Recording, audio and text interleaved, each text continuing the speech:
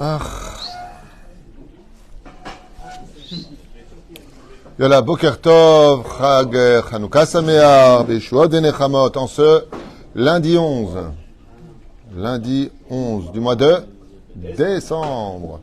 Et nous sommes le 28 du mois de non, pas janvier. Kislev, janvier. Tov.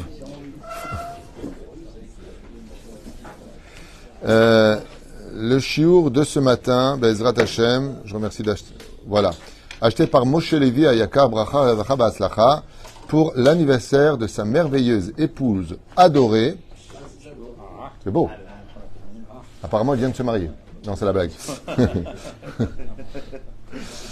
Pour l'anniversaire de sa merveilleuse épouse adorée, Myriam Batsara Zakin, à qui il souhaite une excellente santé, réussite, longue vie, le shalom, les mitzvot, Masim Tovim, Parnassa de folie, toujours ensemble jusqu'à 120 ans, et c'est là que la fille elle n'en peut plus, toujours ensemble jusqu'à 120 ans, de la part de son mari qui l'aime et qui est comblé. Merci à ma femme, dit-il. Alors, est-ce qu'il y en a qui peuvent dire mieux ici?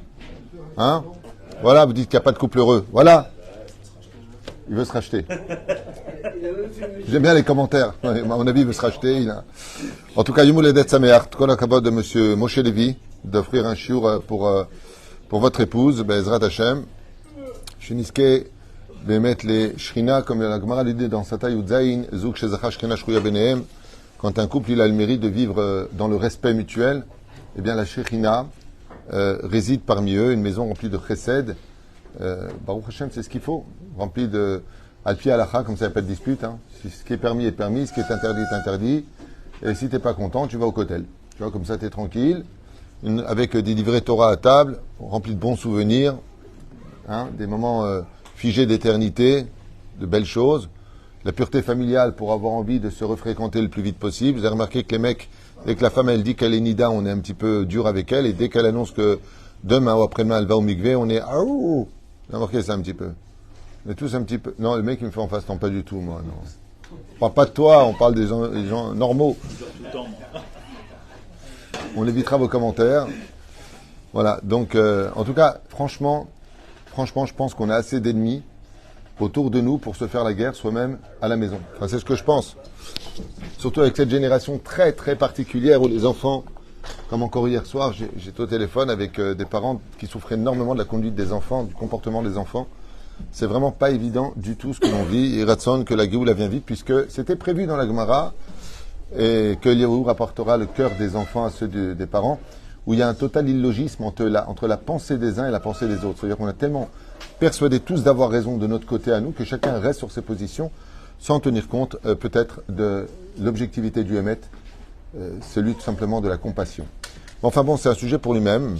On pensera bien entendu à la sortie de tous nos otages le plus vite possible, mamache le plus vite possible, avec ou sans négociation. Comme je le dis souvent, il n'y a que celui qui a son enfant là-bas qui peut se permettre de dire si oui ou non. Hein, on ne peut pas penser pour les autres. Et il y a ceux qui sont dans les mains du Hamas, et puis il y a ceux qui sont dans les mains de l'assimilation, et puis il y a ceux aussi qui sont dans les mains du Satan. Les gens ne le savent pas, et c'est le cours qu'on va développer aujourd'hui. C'est une question qui m'a été posée hier soir, et ça m'a un peu réfléchir, donc professeur, on vous attend au virage. Pour le sujet qu'on a, bien, en même temps, Vadaï, on bénira tous nos Chayalim, Kashem Shmorotam, garde tous nos juifs de Galout qui sont dans l'insécurité, que Dieu les protège, et qui invitent une grande Géoula pour tous les malades d'Israël, Rabbi Shlomo Ben Zera Yakar, Sarah Bat Sassia, Moratimi Akdosha Vatorah, Kol Am Israël, la liste est longue, Leinu Ishmat Kol Mete Israël, et on commence le shiur. Hier, on m'a posé une question. Apparemment, dans les réseaux sociaux, il y aurait des vidéos qui sortiraient sur des gens qui auraient vendu leur âme au Satan. Est-ce que, Béhémet, c'est vrai, ce genre de choses? C'est la question qui m'a été posée. Qu'est-ce qu'il y a? Est-ce qu'on peut vendre? La question, donc, une personne me dit, regardez, un petit tout, il y a certaines chanteuses, chanteurs, acteurs, ou certaines personnes qui, alors lui, là-bas, au fond, il me dit, oui, on peut, ouais, je connais, ouais. T'as vendu ton âme, Yatik. Est-ce qu'on peut ou pas rentrer dans cette dimension de vendre son âme au Satan? Sheila Tova, Behemet, Me'od Manyenet. Et qu'est-ce que dirait la Torah écrite ou la Torah orale sur ce genre de choses? D'abord, est-ce que c'est possible, d'après vous, de vendre son âme au Satan? Est-ce que c'est possible? L'âme, elle est spirituelle. Hein? Elle appartient à Hachem. L'âme appartient à Dieu. Donc, comme elle appartient à Dieu, on ne peut pas la vendre. Voilà. Ok. Il y a un problème avec ça. C'est qu'on dit tous les matins, Eloi, Neshama Shenata Tabi Teora. L'âme que tu m'as donnée, elle est pure. Verzar Tabi. Ça veut dire que, justement, le jugement est basé sur le fait d'avoir fait de son âme ce que nous, on veut en faire par notre libre arbitre. Donc, c'est pas tout à fait comme tu dis. Toi, ce que tu es en train de dire, c'est on ne peut pas vendre ce qui ne nous appartient pas. C'est très intelligent de le dire. Ça s'appelle donc voler une propriété. Donc, si je donne mon âme, chas shalom, aux forces du mal, j'ai volé une propriété qui ne m'appartient pas et je l'ai vendue. On est bien d'accord. Donc, on peut le faire. Il n'y a pas des voleurs sur Terre? Voilà. Chazak ou baruch. Alors, qu'est-ce que ça veut dire vendre son âme au diable? Mamash, mazé omer, quand on dit vendre son âme au diable, est-ce que Béhémet, oui ou non, cela existe? La réponse est oui, absolument. Dans tous les livres, on le lira de façon assez imagée, mais oui, absolument, on peut faire un pacte avec le Satan. Et les premiers à le faire sont les sorciers, qui eux font des incantations avec les démons et qui vendent leurs âmes quand ils font de la sorcellerie et qu'ils invoquent certaines choses, comme par exemple le vaudou, on en avait parlé une fois. Oui, absolument. À partir du moment où tu fais appel à eux, il y a déjà une association qui se met en application, sur lesquelles après tu vas faire des choses qui sont, Hachem Ishmael Verachem, sans rentrer dans les détails, des cérémonies, Béhémet, dans lesquelles tu vas louer. Je vous donne un exemple, je vous donne un petit exemple. La reine des démons s'appelle Lilith. Là, je le dis parce qu'on est dans le cours. D'habitude, on ne prononce pas son nom. Il y a des démons qui sont extrêmement compliqués, comme Ashmadai. Là, je le dis donc, qui lui est le roi des démons. Il y a reine, il y a roi. D'accord ? Normalement, on n'a pas le droit de les prononcer du tout. Comme par exemple, revenons un peu en arrière. Michael, Gabriel, Uriel, Raphaël. D'accord ? Ce sont des noms d'anges. Normalement, je n'ai pas le droit de les prononcer. Pourquoi ? Parce que si je les prononce, c'est comme si je dis, Monsieur Lévy, qu'est-ce que tu vas faire si tu étais de dos ? Oui. Tu vas te retourner. Tu vas me dire oui. Donc, parce que j'ai prononcé ton nom, je t'invoque, je t'appelle. Donc, automatiquement, quand tu prononces le nom d'un ange, dans le cas échéant, les 4 noms que je viens de donner, c'est des noms qu'on donne à nos enfants. Donc, les Chachamim nous disent, c'est permis de dire Raphaël, Lama, mon fils s'appelle Raphaël, mon fils s'appelle Gabriel, mon fils s'appelle Michael, peu importe, Uriel, ce sont des noms qu'on a donnés à nos enfants. Mais si maintenant j'ai un nom, d'accord, et que ce nom-là, ce n'est pas un nom qu'on donne de façon conventionnelle à nos enfants, je n'ai pas le droit de le prononcer. Je n'ai que le droit de le penser. Ce qui fait que quand, par exemple, je veux m'amuser à faire des choses qui sont abracadabra, comme par exemple jouer à toutes sortes de jeux comme le Ouija et autres, dans lesquels je vais faire des incantations, regarder des livres ou appeler des noms maléfiques, automatiquement, que ce soit pour un ange ou que ce soit pour une force du mal, dès que je prononce son nom, il fait... Daniel, je suis en cours, Sadik. Dès que je prononce son nom, automatiquement, il dit, comme tu viens de le faire, oui, qui m'appelle? C'est pour cela que l'une des dimensions les plus retenues du judaïsme, pour lesquelles dans les 10 commandements, il y a un Yotse Minaklal, il y a quelque chose d'exceptionnel. Vous savez, c'est quoi? Il n'y a pas marqué, par exemple, si tu fais pas ça, tu ne tueras pas, sinon on va te crever. Il n'y a pas marqué comme ça. Il y a marqué, tu ne tueras pas, tu ne voleras pas. D'accord? Il y a un commandement pour lequel il y a les conséquences dans le commandement. Lo tisa et shem Hashem elokecha lashav. Tu ne prononceras pas le nom de l'Éternel ton Dieu en vain, sinon quoi? Tu ne pourras pas t'en sortir sans être puni. Waouh! Et vous savez pourquoi? Parce que nous, les Juifs, on ne se rend même pas compte. Nous, en tant que Juifs, on ne se rend même pas compte que quand on prend un verre d'eau et qu'on dit Baruch ata Hashem Elokeinu melech haolam, shakon yabit baro. C'est comme si que tu dis, imagine que tu as un roi qui est là, qui est omniprésent, omniscient. Ok? Tu dis, mon roi. Donc qu'est-ce que fait le roi? Il se retourne. Ouais. Il se retourne parce que tu as dit son nom. Il se retourne. Et toi, tu lui donnes le dos. Oh! Quand tu dis une bénédiction, Baruch ata Hashem, que tu vas prononcer ce nom-là, sache que tu le veuilles ou pas, que tu y crois ou pas. Je vous parle des mondes parallèles que l'on ne voit pas. Et c'est pas parce qu'on ne voit pas qu'ils n'existent pas que Akadosh Baruch Hu te regarde bidjouk à ce moment-là.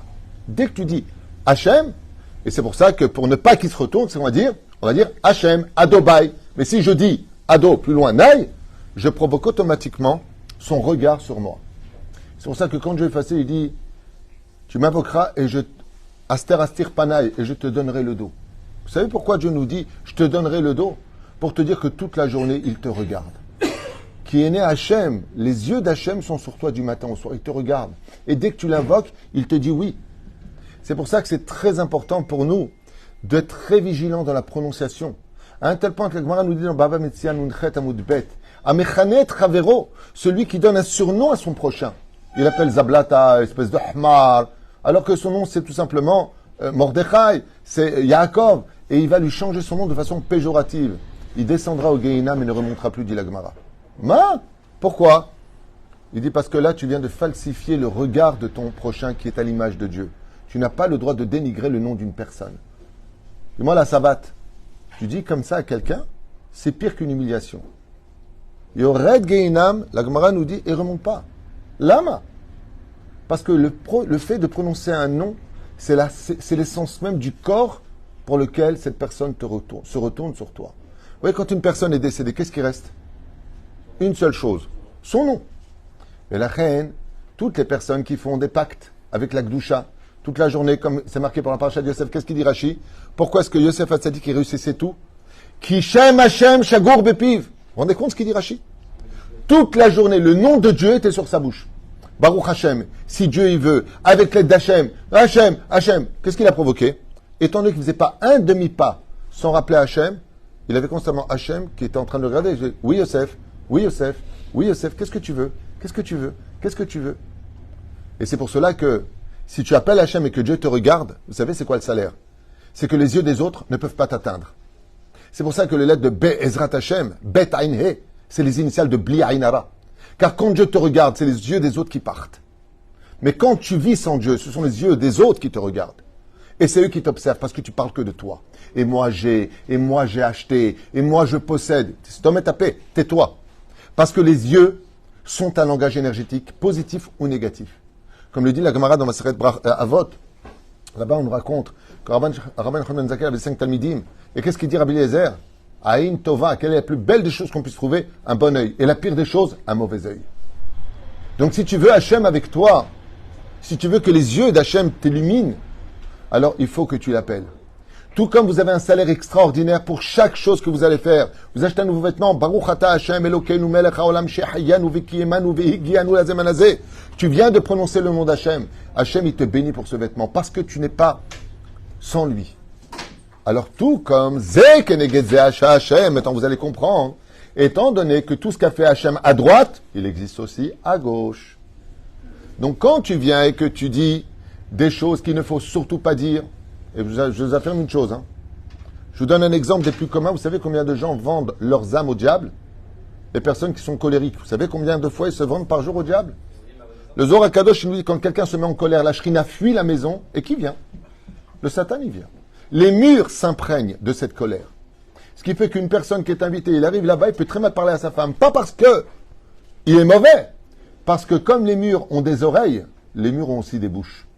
Et donc elles vont extirper d'elles ces énergies négatives qui se traduisent par ce qu'on appelle des clipotes dans le monde de la Kabbalah et qui sont ptuchim ala adam. C'est pour ça que c'est très important de retenir que dans les études que moi j'ai fait en tout cas par rapport à ça, pas l'homme qui vend son âme au diable tel qu'eux ils aiment bien le dire, mais qu'est-ce que c'est quelqu'un qui a ouvert son cœur qui appartient aux forces du mal?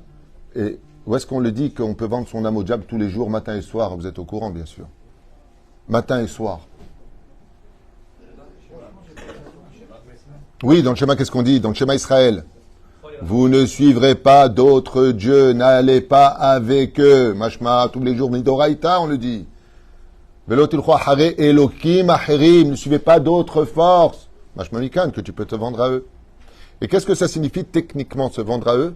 C'est ouvrir grand les volets à toutes les clipotes extérieures. Ça veut dire, j'ouvre mes bras grandement à toutes les pulsions animales, énergétiques, négatives et démoniaques sur la personne. Mais en contrepartie de ça, qu'est-ce que j'y gagne?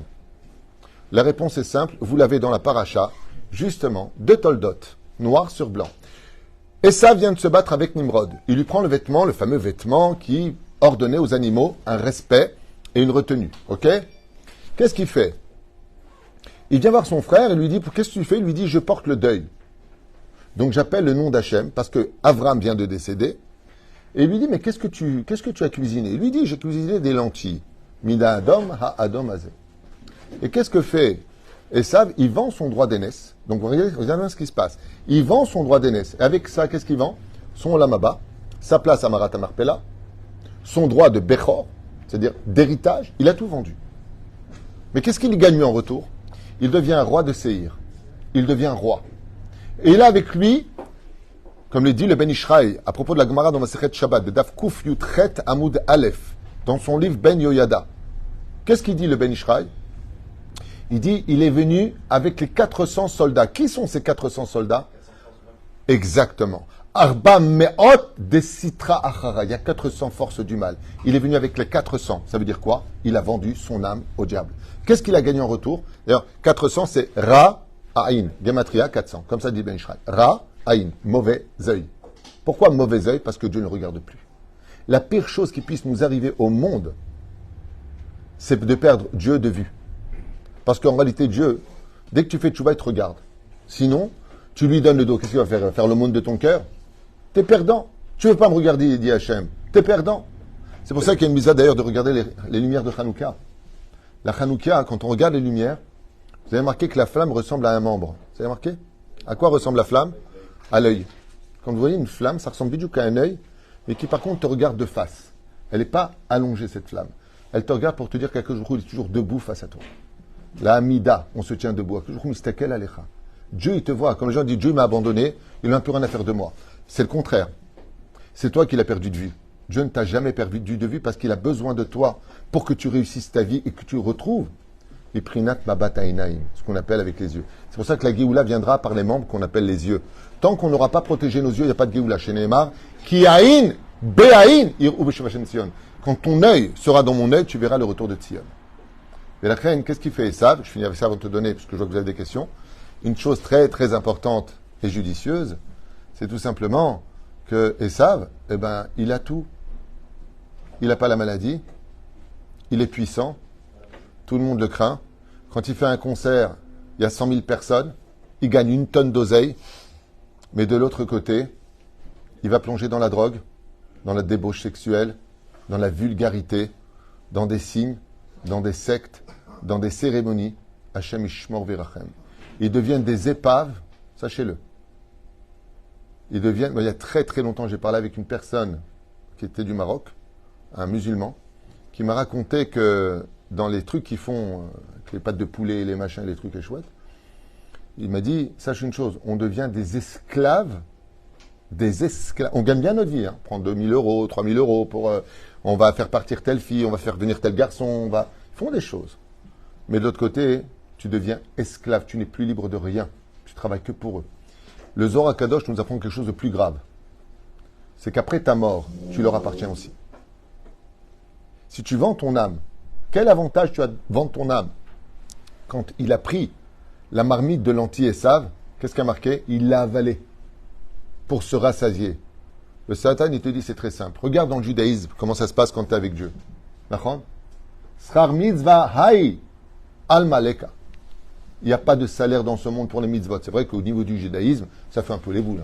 Le mec, il met les tefilines le matin, il prie, machin, il met les tefilines, et puis il étudie la Torah, il donne la tzedaka. Le bon juif.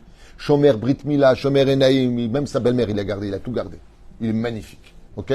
Il est bien le mec. Ok? On lui dit, quand tu vas crever, dans la tombe, là-bas, tu vas recevoir un salaire Chaval al-Azman.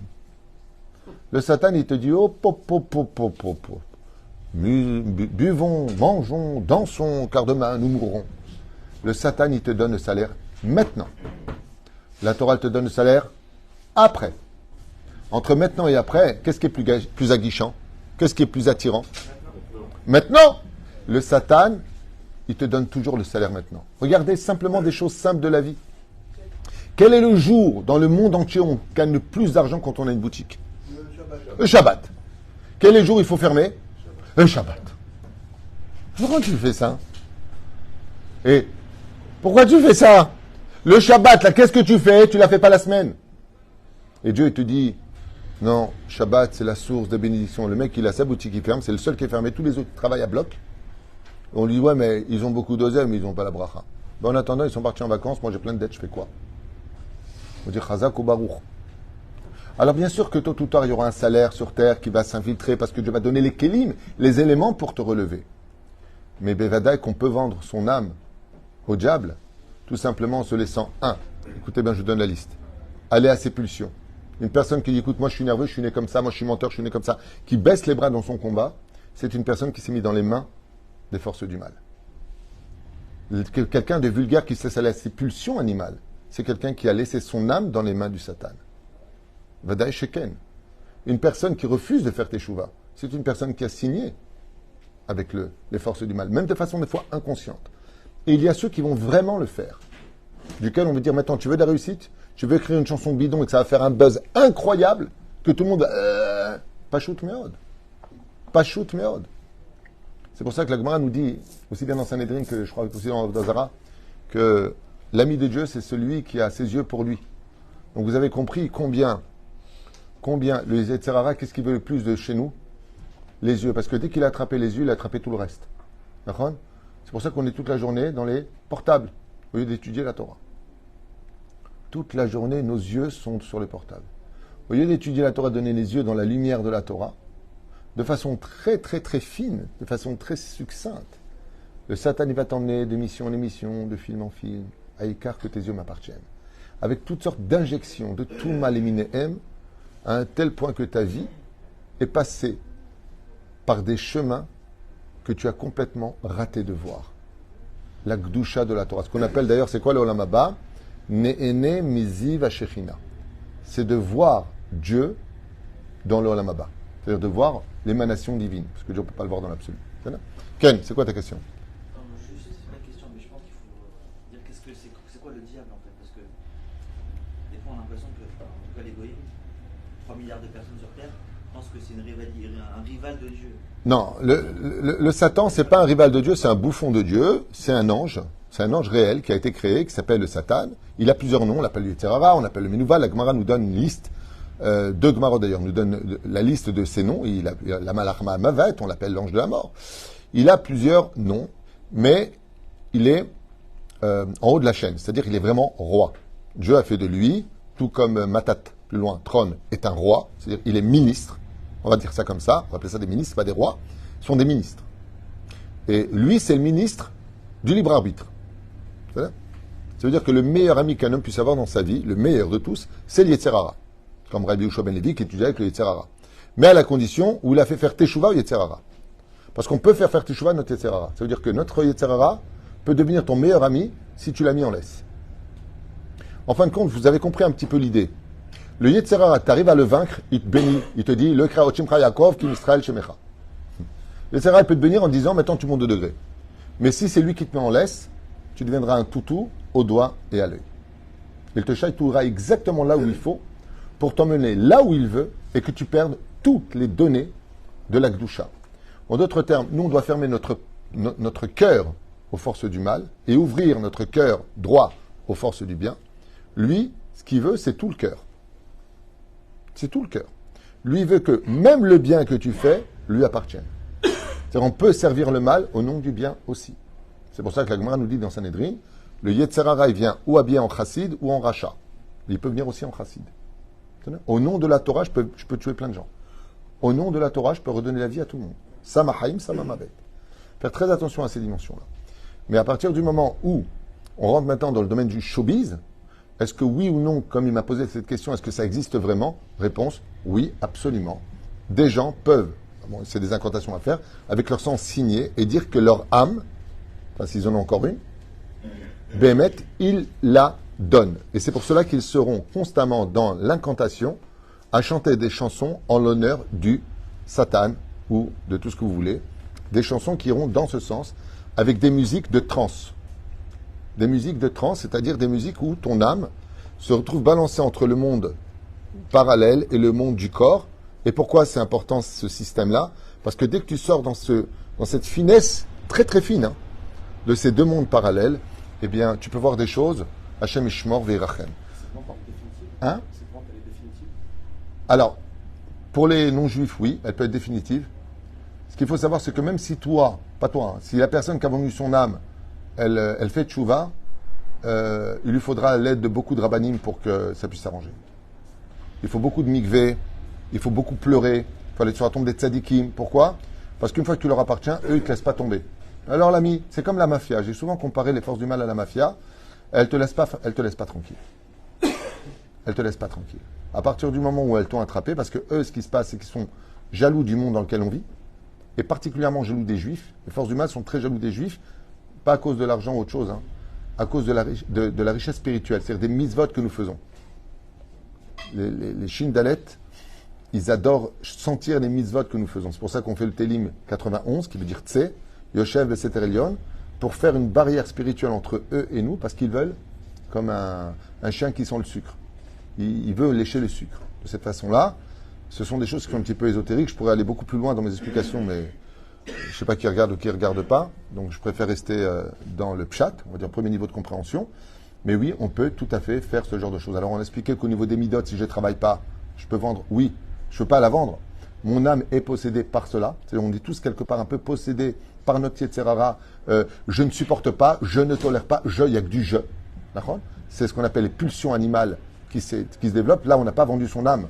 Il s'est bien installé dedans. Et il y a le côté provocateur, innocent, comme toutes ces personnes qui vont jouer à des jeux ou provoquer des noms. Comme c'est arrivé une fois, je ne vais pas vous raconter ça, ça fait un peu peur. Mais une fois à Tel Aviv, il y a quelqu'un qui a joué avec ce genre de choses à propos de la paracha de Noach. Et il est arrivé à l'époque, j'étais Bachor Yeshiva en 87 à Jérusalem. Il est arrivé jusqu'à Jérusalem à 1h du matin. Moi, je sortais du Beth Midrash et je tombe sur lui. Il me raconte son histoire et bon, il a fait faire des choses. Il a fait l'idiot. Il s'est moqué de ça. Et donc, lui, il n'a pas vendu son âme, mais il a fait des choses et ça lui a coûté très, très, très cher. On ne joue pas avec les mondes parallèles. On ne provoque pas, au contraire. Plus tu es humble, plus tu es bon, plus tu es généreux, plus tu es calme, plus tu contrôles tes midotes, et plus il te respecte.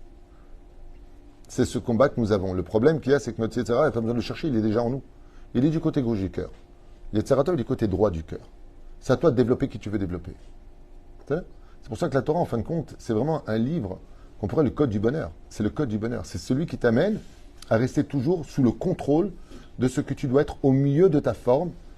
Mais surtout, ne fais pas l'erreur, par contre, de l'autre côté, de rentrer dans toutes sortes de sectes. Il faut savoir que, aussi bien en Israël qu'ailleurs, il y a malheureusement beaucoup de sectes aujourd'hui qui emmènent les personnes vers ce genre de lieux pour lesquels on te promet. D'ailleurs, c'est marrant parce qu'ils viennent toujours avec la notion de l'amour, mais c'est la débauche. Toujours de l'argent, mais c'est mal gagné. C'est-à-dire qu'ils t'attrapent avec des choses qui sont très attirantes, qui pourraient servir à la force du bien, mais elles sont mises aux forces du mal. Et cela, ça peut venir sur des degrés d'innocence, d'inconscience ou de conscience. C'est pour cela que oui, ça existe. Et très souvent, d'ailleurs, vous verrez que des gens qui sont vraiment gentils je sais pas moi, quand on entend certaines vedettes sans donner de nom, les témoignages quand ils sont décédés des gens qui l'ont connu, mais c'était une personne qui était horrible, aucune patience, il nous humiliait en public, sur les plateaux, attouchement sexuel, mais des gens que tu voyais, j'aime bien, pas du tout. Et ceux qui ont été vraiment gentils, qui n'ont jamais fait de mal, ouais, eh ben, ces gens-là, ils ont eu beaucoup de mal à percer. Percer tout en restant dans la lumière, dans le monde matériel, c'est très difficile. De rester très honnête, c'est très difficile. Très difficile de percer dans l'honnêteté. Il faut beaucoup. Même les grosses sociétés que vous voyez devenir multimilliardaires, vous ne savez pas combien de larmes ont été versées sur d'autres personnes pour qu'ils puissent gravir les échelons dans lesquels ils sont arrivés. De rester extrêmement honnête et riche, dans ce monde, il faut être exceptionnel. Sans mentir, sans... Il y a même des sociétés aujourd'hui qui font des milliards par an. Midbarer qu'en réalité, ils ont volé des projets à des gens qui aujourd'hui portent plainte, ce procès. C'est des trucs de fou. Hein? Non, je ne parle pas que de Tesla, je parle de beaucoup de projets. De rester dans l'honnêteté, c'est très très difficile. C'est comme tous ces amours que nous avons, pour lesquels M. Moshe Levi, Baruch Hashem, offre ce chiour pour son épouse, à qui on souhaite beaucoup de lumière dans sa vie. On sent un langage de Torah, Muzot Masim Tovim, Bezrat Hashem. C'est d'avoir un ifla. Comme quoi, qu'il n'y a pas besoin d'acheter un diamant à 10 000 euros pour faire plaisir. Il suffit d'acheter un cours chez Rav Tuitou, Bezrat Hashem, pour... Qu'est-ce qu'il y a? Surtout qu'on est le 11 du mois et que j'ai besoin de payer l'Avrechim, donc ceux qui peuvent aider Tavolechem Bracha. Bezrat Hashem Barach. Moi, je fais passer votre argent dans le Olam Haba. C'est bien. Ça, vous partez de ce monde à 120 ans, vous trouvez votre argent là-bas. Vous ferez Zeperouche d'abord. Ken, professeur. Si vous accordez une autonomie au Yetzer, alors, quels que soient les faits qui sont, lui parler devient une illusion. Alors, c'est une bonne réflexion. J'attendais au moins une question de ta part. Si on donne l'autonomie au Yetzer Hara. Alors, imaginez un petit peu qu'un empereur Je vais te prendre un exemple, tu me permets? Voilà. Alors si je te prends l'exemple, je suis l'empereur. Non, je plaisante. Un empereur donne à un de ses sujets, un duc, une région. Et il lui dit, à partir de maintenant, toute cette grande région est sous ta tutelle, ta compétence. Ça te va jusque-là? Donc le duc, il fait ce qu'il veut. La question, c'est de savoir, est-ce que les habitants vont aller dans cette région ou pas? Et s'ils y vont, ils sont passés dans quelle tutelle? Celle du duc. C'est exactement ça, le libre arbitre. Dieu te dit, reste près de moi. Parce que là-bas, il y a une région, je l'ai donnée. Je fais ce que je veux, je suis l'empereur. Je l'ai donnée au duc. Le duc, lui, par contre, c'est un malade mental. Lui, ce qu'il veut, c'est la débauche, c'est ceci, c'est Sodome et Gomorrhe. Qu'est-ce que fait Lot? On ne lui a pas demandé d'y aller. Il est rentré dans la région de Sodome et Gomorrhe. Il est devenu lui-même Sodome et Gomorrhe. C'est-à-dire que on ne te demande pas d'aller là-bas. Ne quitte pas, d'ailleurs, ce qu'on appelle l'altistemina derer. Ne sors pas du chemin. Parce qu'à côté, il y a des choses qui sont négatives. Et si tu y vas, alors tu leur appartiens. On t'a pas demandé d'y aller. Tu peux pas rentrer dans l'eau sans ressortir mouillé. Donc automatiquement, quand tu te plonges dans des endroits qui sont... Tout à l'heure, je parlais de l'innocence. Vous savez combien de clipotes, si les gens avaient les yeux pour voir, les yeux. Comme le grand tzadikim, on va prendre un exemple de Rabbi Baba Meir. Vous avez entendu parler de Baba Meir? C'était le fils de Baba Saleh. D'accord? Un jour, il rentre à l'aéroport de Ben Gurion et il s'évanouit. Devant l'entrée, il s'évanouit. Il a mis 2 heures pour se remettre. Les gens n'ont pas compris ce qu'il avait. Ils lui ont donné de l'eau, macarade. Rabbi Meir était Kodesh Kodashim. Il leur a dit, mais quoi? Vous voyez pas? Mais quoi? Vous voyez pas? Ramenez-moi à la maison. Il habite à Beersheba. Il n'a pas pu voyager. Alors, les amis, mais Godarav, qu'est-ce que vous avez vu? Mais vous voyez pas le nombre de clipotes, le nombre de filles qui marchent avec des shorts? Il n'a pas parlé de ça. Mais il a parlé de la nudité. Vous voyez pas le nombre de clipotes? Je suis rentré dedans, j'arrivais pas à respirer. Pourquoi? Parce que lui, il a compris qu'il est rentré dans un Ezor. Attends, on parle de quoi? Il est rentré juste à l'aéroport. Hein. Alors t'imagines, il va au canyon. Où est-ce qu'on va aujourd'hui? Encore à son époque, il n'y avait pas tout ça. Mais les tzadikim, ils perçoivent cela. Les tzadikim, ils perçoivent ce genre de choses. Ce qui fait qu'ils ne vont pas aller dans une région où ils risqueraient de s'étouffer. Et la Torah nous met en garde. La Torah nous met en garde. Soit dans Shabbat, tu vas respirer de l'air pur. Respecte Yom Tov. Fais attention à ce que tu manges. Fais attention à ce que tu regardes. Fais attention à ce que tu dis. La Torah, elle t'emmène dans des oxygènes de pureté. Maintenant, tu vas aller dans l'eau. Tu peux rester dans l'eau sans respirer, mais il y a un moment où tu vas t'étouffer et en mourir. Et c'est exactement ce que veut le Yetzer Hara. Le Yetzer Hara veut t'amener à un tel degré que tu risques de t'étouffer, de t'asphyxier et d'en mourir. Pourquoi? Pour que tu lui appartiennes. Donc, pour que tu lui appartiennes, il faut bien qu'il pêche avec un hameçon. Donc, il va donner tous les plaisirs de ce monde. Et tu vas réussir. Le Yetzer Hara te donnera beaucoup de réussite. Et c'est marqué à la fin de la paracha de Vaitranan, duquel il est marqué Akadosh Baruch Hu ma'avir la Reshaim al panav leha avido. Dieu donne Reshaim dans ce monde tout ce qu'il faut, leha avido. Parce qu'il aura perdu tous ses mérites pour le monde futur. Et là, par contre, alors qu'il a une pseudo-lumière grecque dans ce monde, il risque de trouver une forte obscurité dans le monde de la réalité. Mais c'est d'avoir Nora Vaillon. C'est de Razma. S'il n'y a pas de Satan. Attends, juste un instant. Non, juste un instant. Dieu, il fait ce qu'il veut. D'accord? Il a créé le Satan. D'accord? Il te dit, ne le suis pas. Qu'est-ce que tu dois faire en tant que sujet? De ne pas le suivre. Et toi, tu te dis, mais alors pourquoi tu l'as créé? Mais il fait ce qu'il veut. Maintenant, pourquoi il l'a créé? Je vais te dire pourquoi. Pour voir si tu vas rester fidèle à lui. C'est-à-dire que le plus correct synonyme du mot Satan, c'est libre arbitre. S'il n'y a pas de Satan, il n'y a plus libre arbitre. C'est grâce au Satan que tu obtiens ton monde futur. Si tu le suis, tu es mort. C'est le cas de le dire. Si tu ne le suis pas, tu commences à vivre. Non. C'est pas parce qu'un roi le roi, il arrive devant sa salle d'audience, il voit un buffon sur son trône. Et à ce moment, il dit, mais qu'est-ce que tu fais sur mon trône? Il ne fallait pas créer un trône, mais c'est ma chaise. Je fais ce que je veux. Tu t'assois à cette place, ne t'étonne pas de te retrouver sur une chaise électrique. C'est l'image du roi. Si tu veux, pas pour moi. Hein. Parce que je dis, il n'y a rien de moi personnel dans tout ça. Mais oui, enfin, en tout cas, pour répondre à ce garçon qui avait posé cette question, que je pensais être un sujet intéressant à développer avec vous, c'est, oui, on peut tout à fait vendre son âme à la Sitra Achara, donc au diable si vous préférez, qui est un ministre des forces du mal, qui a une horte incroyable avec 5 reines démons, des rois aussi, qui sont dans des postes précis, qui appartiennent à des pulsions bien précises sur Terre. Et si on leur ouvre la porte par nos yeux, par notre parole, même par la pensée, ou pire encore par Zera Levatala, alors à partir de ce moment-là, ils ont le droit d'avoir une possession de notre être. C'est-à-dire que on devient... Je crois que la pire des choses, c'est le manque d'objectivité. Les pulsions dont vous parlez sont totalement inconscientes. On n'en a pas conscience. Alors, il y a celle-ci, c'est pour ça que Dieu nous a donné Baruch Hashem la Torah. Barati Yetzerara, Baratilo, Torah Tavlin. Il faut se plonger dans l'eau de la Torah pour pouvoir convaincre et battre notre Yetzerara qui lui est fait de feu et nous, nous sommes faits de chair enfin, si t'es tunisien et de graisse. Ça dépend.